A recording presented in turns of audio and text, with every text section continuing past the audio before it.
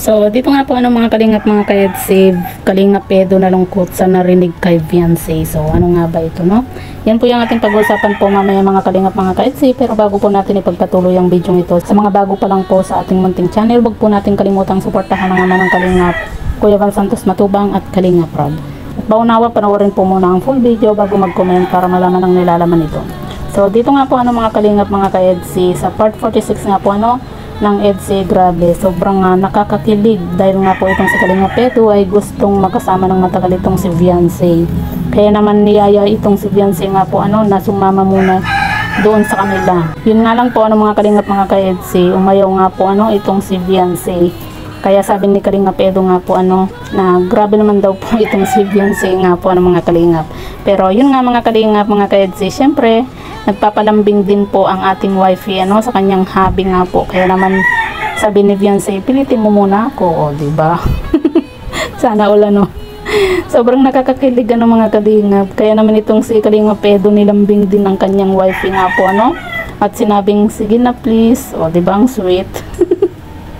Sana all mga kalingap may lumalambing sa atin gaya ni Edo kay Beyonce nga po. Hay nako, itong dalawang ito mga kalingap, grabe kung pakiligin po tayo yun bang nauubos na yung oras natin sa kanilang dalawa.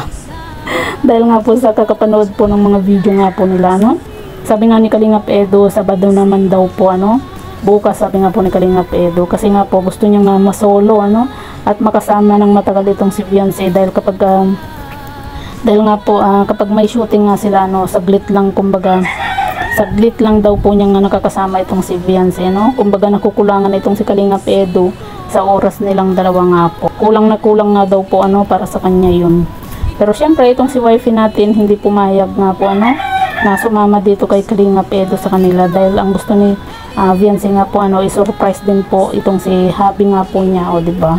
Kailan kaya yun mga kalingap, yung isa-surprise din po ni Beyonce itong si Kalingap Edo, na bigla na lang siyang pupunta nga po dito kina Edo nga po mga kalingap.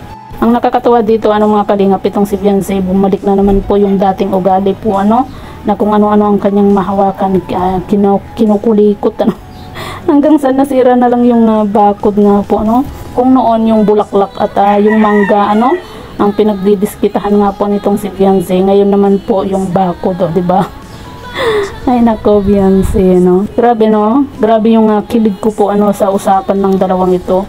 Kung ayaw daw sumama ni Beyonce, siya na lang daw po yung sasama dito po kay Beyonce nga po mga kalingap. Dito nga po mga kalingap, pansinin niyo po ang video na ito kung saan nagpapaalam na po itong si Kalingap Edo kay Beyonce. Saan? Sadali. Babay. Ko kayo. Babay. Hatid ko na po. Hatid mo ako? Tara, sama mo. Samaan mo. Bye. Bye. Bye-bye. Bye-bye. Nakakalungkot na agad. Nakakalungkot na agad.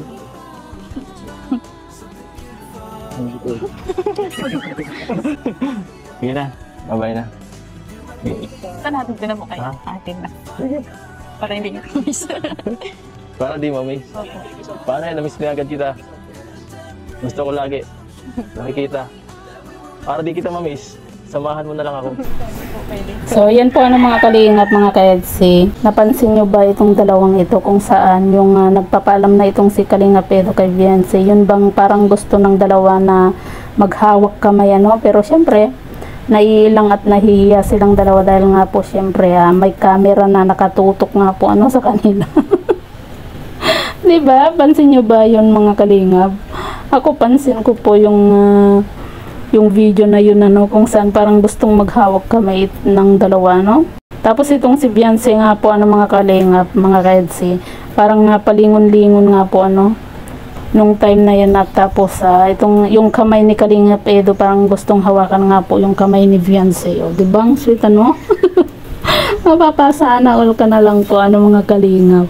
So yan po mga kalingap mga ka-EDC, kinilig din ba kayo dito nga po sa dalawang ito, sa usapan nga po ng dalawa?